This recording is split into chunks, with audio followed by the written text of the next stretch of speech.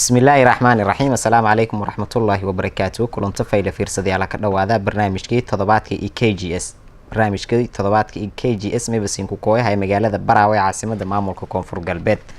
برنامج كي يوم كثير يعني سفر كي مدحوينها مامور كونفور قلبات كسادي مجال هذا براوي عاصمة دولة قبلات كونفور قلبات.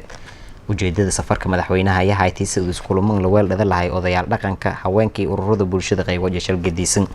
ujeedada safarka madaxweynaha mayba ku heliyay wasiiro ku tirsan dowlad goboleedka koonfur galbeed xildhibaano iyo waliba saraakiil ciidan iyadoo markii iyo seedeen degmada Baraawe caasimada koonfur galbeedna iyo ka dhawaayeen maamulka gobolka Shabeellaha hoose kan degmada Baraawe iyo waliba ururada bulshada qaybo kala madaxweynaha maamulka koonfur galbeed ayaa ka dhawaay garoonka diyaaradaha ee Baraawe وسأنا كلما لقاعد أضياء لقنك كوريم يبقى كلما ذكو هذا لي أضياء لقنك كوقيب قال كلنك مدحوينها يوغانو كوربيان وانا كفرح سنايان صديو هان روايان مدحوينها ماموركو كونفور قلبيت مدن شريف حسن شيخ آذن يوغانو الشيخين انتي كفرح سنين انتي مرول بي يو قرب سورنادن دولة قبليتك كونفور قلبيت وانو أضياء لقنك كوقيب قال كلنك مدحوينها كونفور قلبيت يوكو هذا لايان مجال مدح كونفور قلبيت برا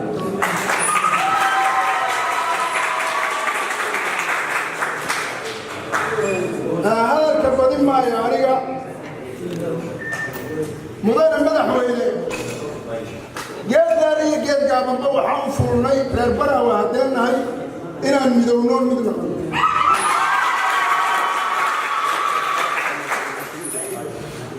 waxaad ku seexanaysaa kuna soo korsaysaa Baraawe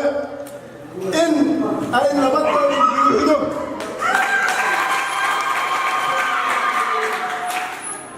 ما يلينا من يلي دونه هو ورحمة الشيل كان ما يلينا من يلي دونه بالشرف برا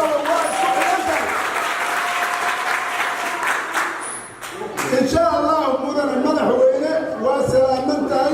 بقول كنت من كي يعفر تعليم وثيابك والسلام هنا إن شاء الله وحنا نوقتي إلى النبضة شرط ما أنت وأسمين كل تاريخ مكبيعان تهاي سجاري لواتن وها هلك يمد مدافعينه كفر قلبان وآن الحمد لله رب العالمين بلن بدل لقلني بلن كي نحو نقد هاي لكن على مديسي ما أنت وقتها هدو ما أنت وزير دي سوق هي إني أركان براو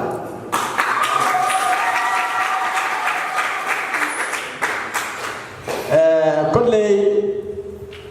ما أنت وحكون السعوداء دد مهم وجعل براو إنه يمادو أركو إني سكو أركو يقول السعودان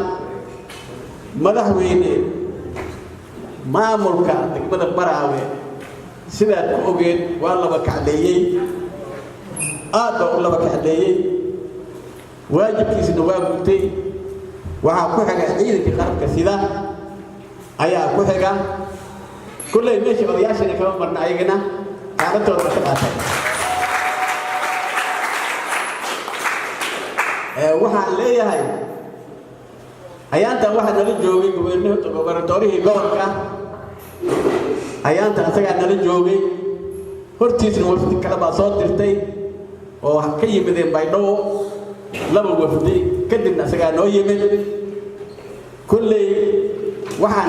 وفرح سنة هاي ما أنت براوي إن ولا سارية ولا سنة سارية ولا سكاس وأن ليه هاي dad kaba maqna gobolka Shabeellaha hoose baay bakool ilaa hatta qaran dad kaba maqna baa leeyahay haday ku jiraan waana ku jiraan marka Baraawe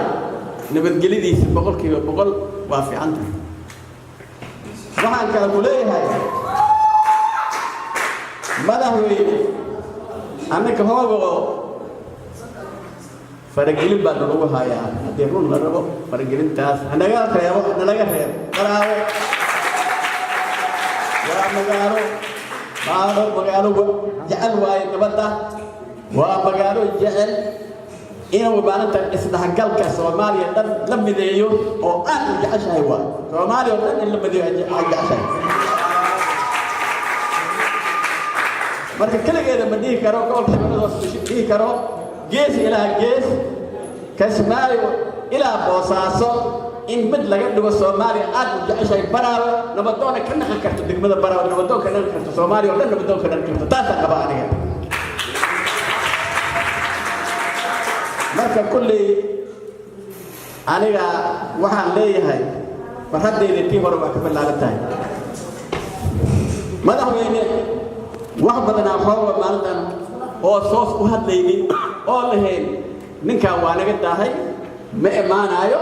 waa naga tashay ayaan lahayn laakiin maanta yaqiintan joogna haddaan nahay Baraawe inta kuma jirto iyo inta hor u joogtaba waxaan leeyahay Baraawe soo dega salaatu islaamka assalaamu calaykum waraxmatullaahi wabarakaatuh bacda salaam mudana madaxweyne run ahaantii imaashahaagan aad noogu timid degmada Baraawe aad iyo aad baan ugu faraxsanahay waxaana ku leenahay mudana madaxweyne ku soo dhawow degmadaadii caasimadda ahayd ee koonfur galbeed Soomaaliya madaxweyne run ahaantii shaki badan baan ugu jiray waqti badan baad imaan jirtay waqti badan baad timid saacado kooban baad joogi jirtay ha ahaatee shakigii waa naga baxay maadaama caawina loo hoyanaysa taasna waxaa keenayaa kolleyba haddee madaxweynihii caasimadiisii ku hoyanaya waxaan u malaynayaa shakigii iyo turxaan bixiskii iyo wixii nagu jiray waa naga baxeen mudana madaxweyne Baraawe waa balad ammaan ah waad u jeedaa run ahaantii rag baa ka shaqeeyey odayaal iyo maamul iyo amni isku xiran baa magaalada waxa weeyaan mudana madaxweyne waa daalan tahay safar baa soo gashay adiga golaha wasiiradu waxa war kugu sii badin meeno waa is wareysan doonaa kulli waqtigu waa noo dheer yahay haddaad noo hoyanaysid markaad ku soo dhawow aan ku leenahay qalbi furan niyad daacada iyo marxabo shacabkaagu ay ku hayaan degmada Baraawe madaxweyne soo dhawow Baraawe horada waa ma jirtay haddana waa loo timid adiga anta wa man macaka wuxuu kula socdo soo dhawaada waxaan dhaxgeli doonaa hadda dhaweysa ku jiro doonaa wax kaleetoo la badbaday wax la fareehaya ma jiro Baraawe waa midaysan tahay waa isku duuban tahay waxaan kuu sheegaa madaxweyne Baraawe qaabka ay ku socoto dad ka bedel Baraawe geedi waa Kismaayo u socota Kismaayo shaqadoon waa shaqadoon waa xaqiiqi Baraawe dadkii joogi jiray indhay dadkii ku soo dhaweey jiray saddex ka meel ay joogto ma hadda Baraawe talaabad ka qaadano dawladda dhaqaaq ay sameeyeen Baraawe Kismaayo shaqa ka dooniyo haysa wax ila door ma jiro safarka kale soo dhaqayso oo ku soo dhaweey meedis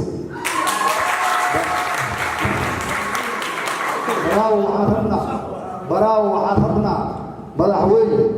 waxaan rabnaa amaashadaada boqolkii 80 aad shiraysan adiga iyo waxa kula socdo Baraawe ay dhaqaaqo magaalada madaxnimadeeda ku dhaqaaqo deegaankeeda iyo dalkeeda la furo la hagaajiyo hay'ad male shaqa male meel wax laga shaqeeyo male dalka waa ku jeeda dalka waxaan rabnaa inaad furfurto salaamu calaykum waraxmatullaahi wa salaamatiin salaamta islaamka ayaa liigu salaamayaa 114 aayadaha quraanka markuu ugu xigtana waxaan leeyahay degmada Baraawe waa fiican tahay waana deganahay maasha Allah ilaa iyo Soomaalida markay burburaysa joogna Baraawe wax alla waxaan ku aragnay ilaa waqti xaadirka ma aysan jirto ninka sadibkii ku dhacay waaba ku dhacay aniga ay jeedin odagayga Baraawe ku dhintay waa lagu dilay laakiin waxa waaye daruufta ayaa keentay waxaan idin leeyahay inaa hadda waqti xaadirka aniga qof kasta waxay ku nooshahay ilaahow dhallinyaradayna darbiga ayay tugta ku dheelaan ayaa ciyaal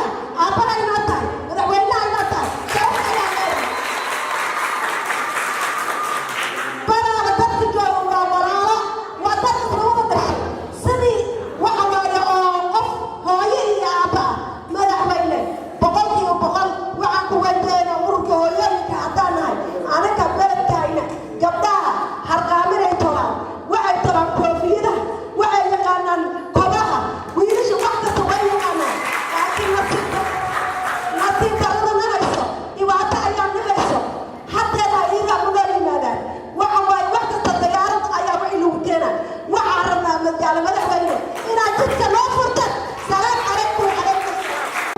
waana ku salaamay nabadoonadiina waa kuwaana soo dhawow madaxweyne muddo 2 usbuuc ilaa 3 usbuuc ayaan ka codsanaynaa inaa nala joogtid mudane madaxweyne iyo golaha wasiirada insha allahu tacaala waqti kuleelna waa ku jirnaa warkana waa yaraynaa insha allahu tacaala madaxweyne gurigaada waa kana beled baraawa jannaay waa imaydhawa jannaay baraawa joogta asalaamu calaykum waraxmatullaahi wabarakaatu saas oo kaleed mayba TV-ga la hadalay wasiirada ku tirsan dowlad goboleedka koonfur galbeed Soomaaliya oo kumid tahay wasiirka wasaaradda amniga gudo wasiirka wasaaradda gargaarkii maareynta masiibooyinka oo qayb ku hayeen wafdigiis hogaamiyay madaxweynaha koonfur galbeed iyo wada jira warbaahintan la hadalay booliska odayaasha salaadiinta dhamaan waxaan ku salaamayaa salaanta islaamka assalaamu calaykum waraxmatullah salaan kadib waxaan madaxweyne ku soo dhawow degmada Baraawe aad aan ugu faraxsanahay maamulka sidoo noo soo dhaweeyay waa dareemi kartaan marxaladda laga soo maray ee boorkan iyo dardargelinteedii iyo sanadaha badan la soo dardargeliyay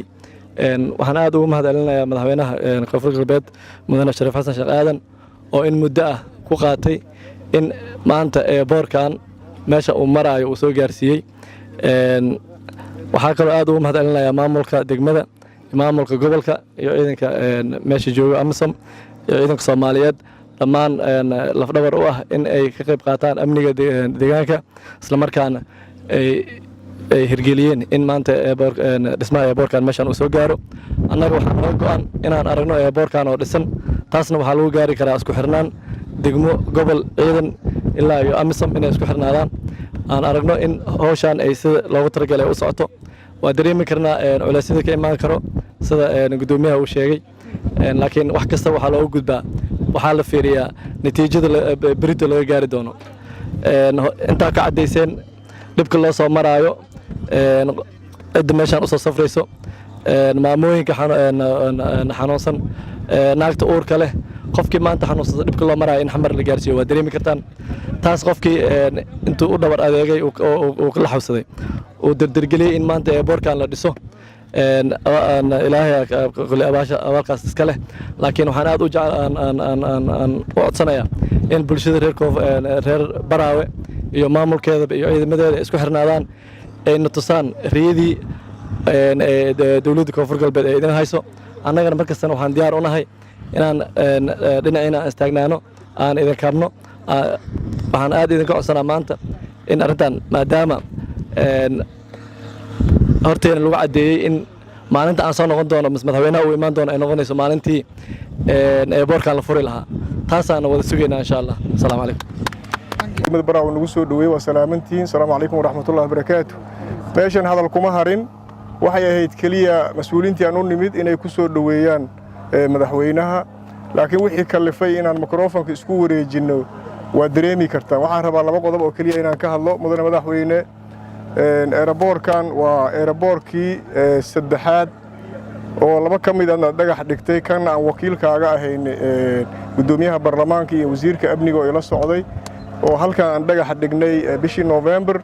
maantana aad indhahaaga ku aragtid oo geeskiisa taagan tahay oo u muuqda dhul bannaan oo sawirkiisa maanta la dhihi karo waa aeroboor bilow ah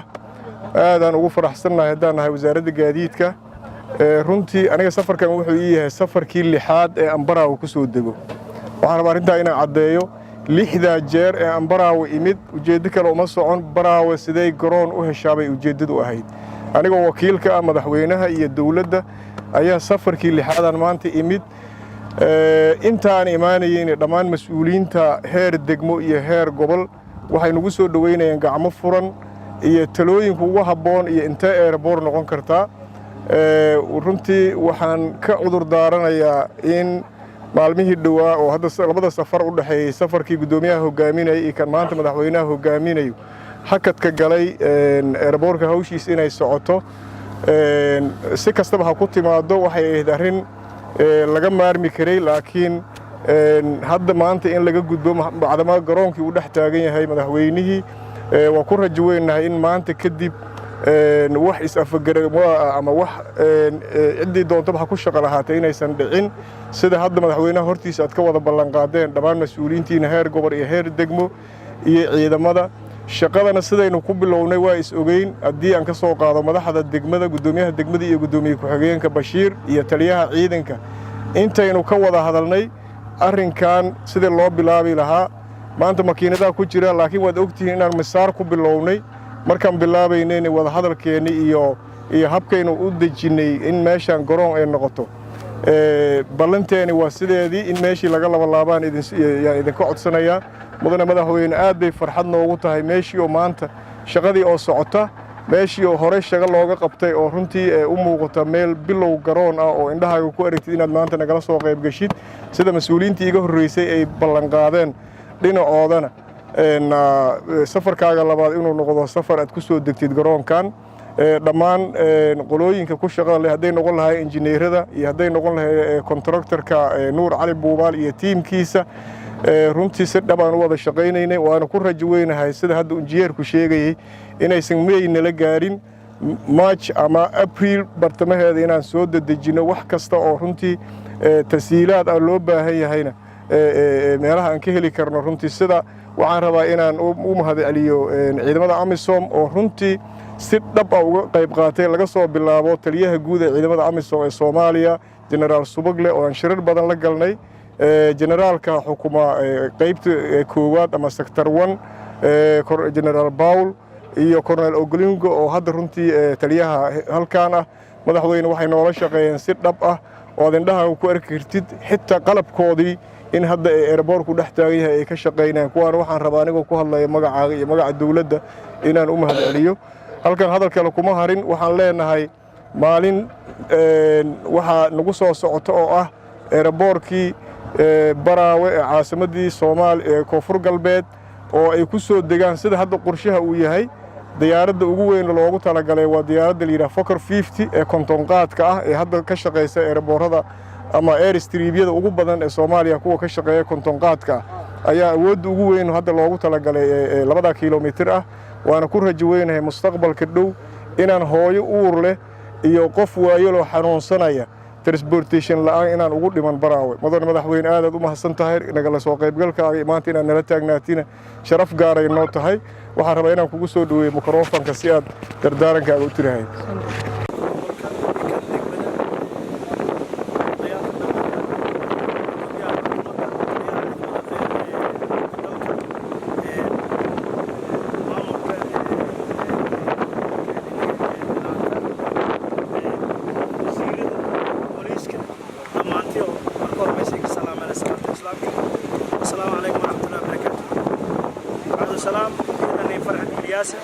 inuu nahdeerna geeg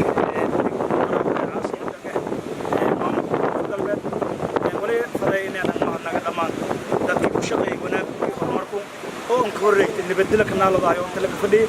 nabaddaasoo ku shaqeeyay saraakiil oo ciidamada hogaamiyaasha iyo booliiska iyo amniga sugidda ka soo deegaanadu insha Allah ta'ala wali lana eedeeda ma sintiin dadaalka sangiriideen nabadda wali kale ma nagana dhamaan dadka kale Baraawe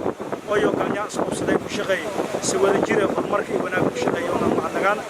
insha Allah ta'ala ilaahay idin sheego ilaahay roon wali haddu ku damboy wali inuu insha Allah ta'ala ku shaqeeyna ka wasaaradda sidii wali iyo baahan yihiin dhamaan la ka dhamaystiran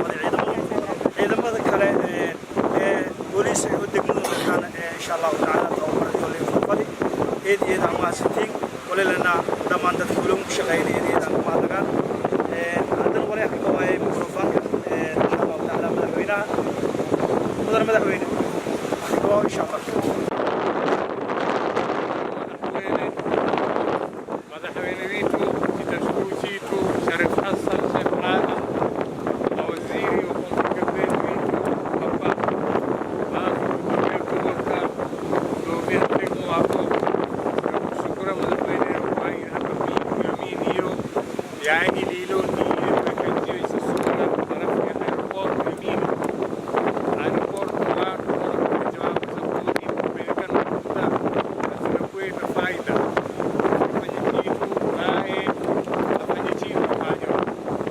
Hassan Sheikh Adam yahay fiisan weena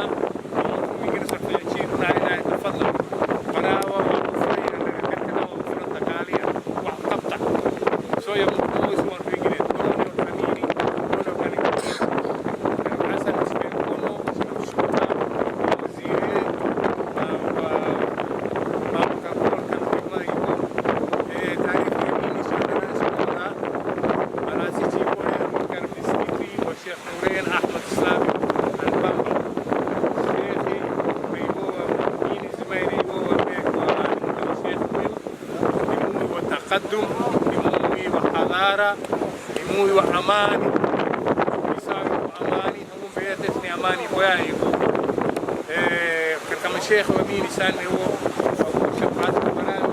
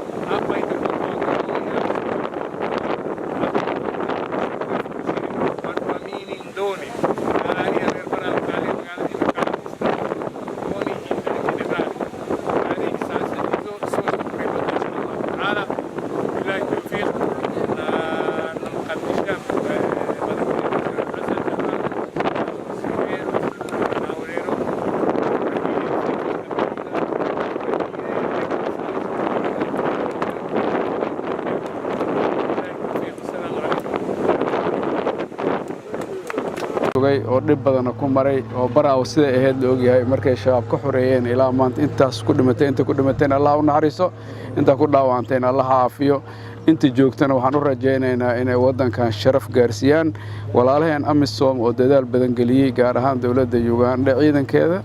oo runtii dadaal badan galiyay iyo dawladda Soomaaliyeed ciidankeeda militariga iyo booliiska iyo nabad sugidda aad iyo aad ugu mahadcelinayna mahad Ilaahay askale waxaan rajaynaynaa inta dhimanay dhameystiraan shacabka nabadda jecel oo reer Baraawo oo ayagana nabadda ku kaalmeeyay ciidamadana waxaan leenahay ayagana waa u mahadcelinaynaa mahad Ilaahay askale runtii anaga airportkan taariikh badan oo leeyahay aniga waxa igu horeysay anigoo airportkan arintiis ka fikira inaan Baraawo ku soo dego 20kii December 2014 saddex sano iyo bilaa ka soo wareegeen airportkaas intaasaan daba joognaa maalin Ilaahay keeno airportkaas waqtigeena kamida aanan gelin ma jirto Ilaahay noo suurto geliyay maanta in airportkii ay ku jiraan makiinado in airportkii la dhiso la rabo runtii waa riyo anaga aan sugaynay oo muddo dheer ku riyoonaynay hadii Ilaahay cimrigeena gaarsiiyo riyadaas in Ilaahay noo furo aad iyo aad Ilaahay uga baryeena runtii ciidanka laantiisana wax la qaban karo haba yaraatee ma jirto dadka walaalaha oo reer Baraawo waxaan leeyahay airportkan horta caalamka oo dhan u baahan Soomaali oo dhan u baahan gaar ahaan reer Baraawo u baahan ama dibadda jireen ama dalka joogaan waxaana aad iyo aad ugu baahan airportkan oo aad iyo aad baahi ugu qabo reer Baraawo dadka degan waliba sababtoo ah way ayaga dhaawacmo ayaga xanuunsado ayaga u baahan inay soo booqdaan adduunyada aadaan ama adduunyada looga yimaado haddii aan airport la helin si loogu yimaado male runtii maamulka heer gobol iyo heer degmo dadaalka ay geliyeen waa u mahadcelinaynaa waxaana ka rajaynaynaa ama aan faraynaa inay ka shaqeeyaan hab dawladnimo aysan u shaqeynin hab qabiil meelna ma geen karo haddii aan qabiil ka shaqeyno airport lagama fikri lahayn ciidamada joogana qabiil uma joogi lahayn ciidamada Soomaaliyeed oo militariga la booliiska la meeshan joogo qabiil uma imaan lahayn ciidamada AMISOMna qabiil uma imaan lahayn dawladnimo ay ku joogaan anagoo dawladda Soomaaliyeed la kaashanayno airportkan Prime Ministerka inuu yimid markii airportka nagu adkaaday oo dhibaatooyin badan aan ka galnay oo maalinba meel nooga istaagayo Prime Ministerka halka yimid November 15keeda ayadoo adduunyada oo dhan United Nations iyo dawladihii Soomaaliya nabadeeda jecelayd ama ay kuwa African Union dhammaantood ay la socdaan ay halka la wada yimid airportkan halkaas lagu go'aansaday marka waxaan leeyahay annaga dadaalkaas oo caalamka iyo dawladda Soomaaliyeed ay noo fidinayaan annaga inaan marka kuwii lagu riixay aan noqono xaq maaha kuwii hor ordayay dadaalkaas dadaal gelinayna noqono ciidamada dadka ugu baahi badan ciidamada Soomaaliyeed oo meeshan ku dhimanayo oo ku dhaawacmay ayaa airportkan ugu baahi badan sababtoo ah dhaawacooda helicopter loo raadiyaa laakiin haddii airport ay leeyihiin meeshan ugu yaalo si fiican ugu sahnaan marka waxaan rajaynaynaa in la isla fahmo airportkan sida aan u jeedno in meeshan taaganayna annaga meeshan haddii qof leeyahay iyo haddii aanan qof lahaynba meeshan waxa loo gartay in airport laga dhigo dan guud waay waxaan aaminsanahay ninkii iska leh hataa nasiib uu leeyahay beertii asiga lahaa inuu airport ay noqoto oo airport taariikhiya oo Baraawo ku hormarto inay noqoto nasiib uu leeyahay aaminsanahay laakiin ma aha in wax laga qaaday nin lagu xumeynaa oo la soo aaday meel hebel asiga looga qaado loo soo aaday habeeraata ma jirto sida ay muuqato dana oran u wada jeedno dhinacyadiisa badar kuma yaalaan guriyana kuma dhisna laakiin qof waa lahaan karaa waxaan leenahay qof kastoo iska lahaa walaalo wuxuu ku qiimo badan yahay meesha tan in airport laga dhigo anagoo dhan oo anfaa ilmahaagu anfaa kuways anfaa ku kale anfaa adugu anfaa dawladda Soomaaliyeed oo anfaa caalamka dhan oo anfaa inkii meeshan waxa ka tirsanahay waxaan diyaar u nahay walaala in la xaqiijiyo wuxuu xaq u leeyahay in la siiyo asigana xaq loogu leeyahay inuu meel airport oo bixiyo hadduu asiga lahaato oo airport laga dhiso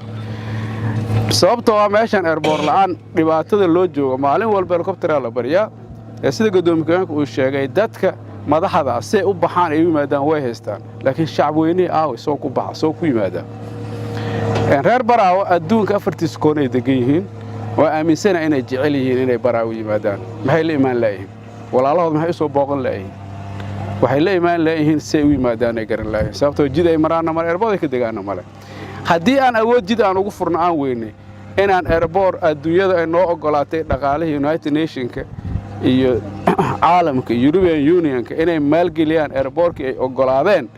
inaan annaga marka haddana aan hanan weyno aan dhisan weyno nasiib darro runtii marka nasiib darro Allah naga kaalo nin alaala ninkii walaala meesha waxa ka sheeganay guddiga u saari doona wax dhibaato ka jirina ma jiraan runtiina meelaha kale hadda ku dhagan siday tahay u ahaan lahaa asigan waa u jeednaa sida airportkan hadda aan wada taaganahay meel hadda qarsan ma marka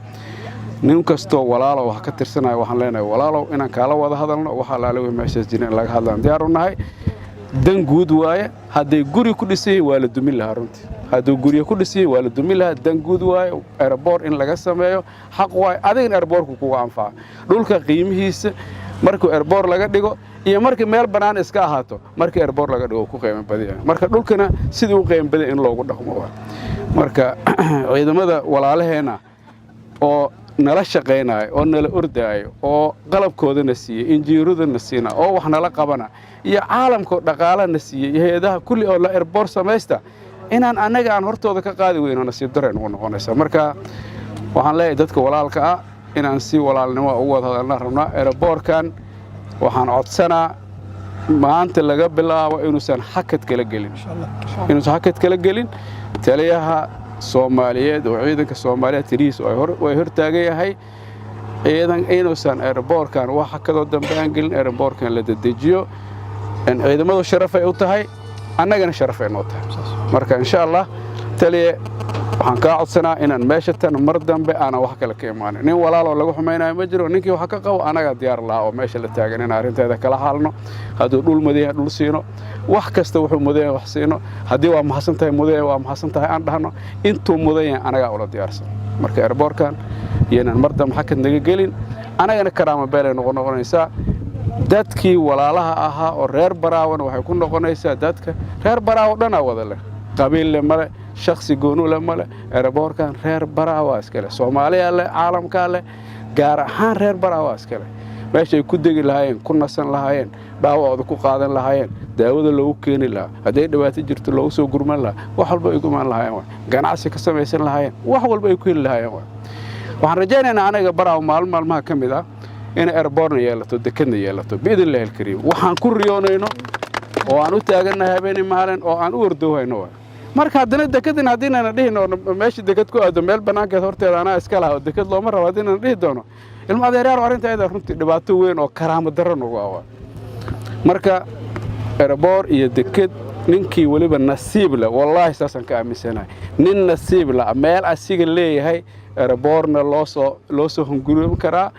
dekadna loo hungurin karaa hadiiba nin nasiib la heli karo sababta waaye waligii magacii iyo sharaftii iyo meeshan saa dhiibay hebela dhiibay ahaanaysa waligeed Allah marka in la isku direeyay ani meesheeda laga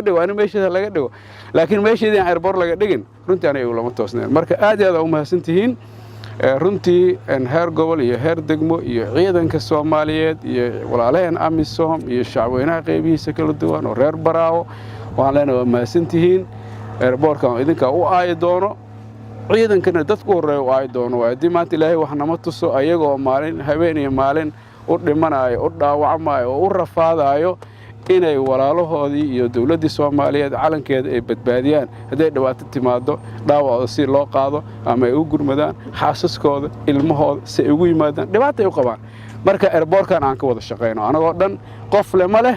qof laga leeyahay ma jiro saas darteed marka waxaan leeyahay dhamaantiin waa in salaama waxa alaale dadkii walaalka ah oo waxaan tirsanayeen waxaan diyaarunaa inaan qaabilno la hadalno u sheegno walaalaheena waay inta ka weynaan ku leenahay inaan ka qaadano inta ka weynaan ugu leeyahay inay naga qaataan wax dhibaato jiraan ma jiraan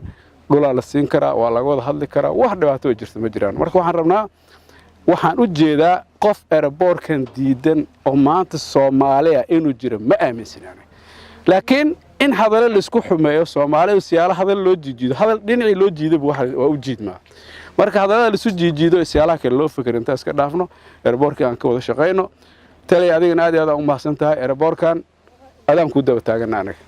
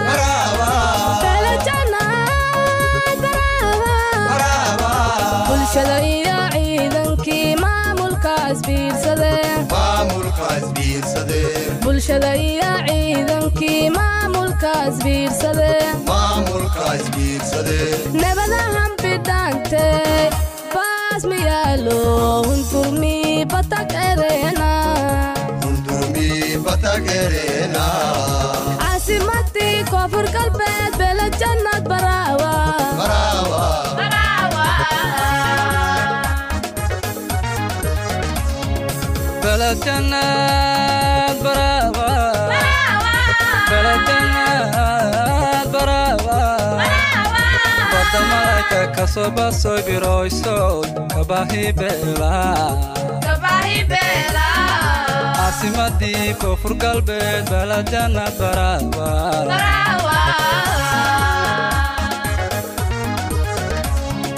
baladana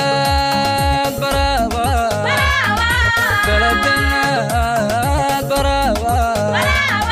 Badamaraka kasoba soy biroiso kabahi bela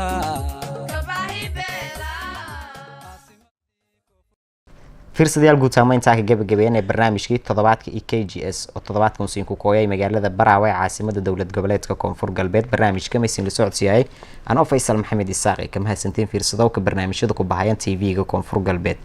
antigoo kulmaana barnaamij limada may basiin ku tabaani sidaas iyo nabadgelyo. Assalaamu calaykum wa rahmatullaahi wa barakaatuh.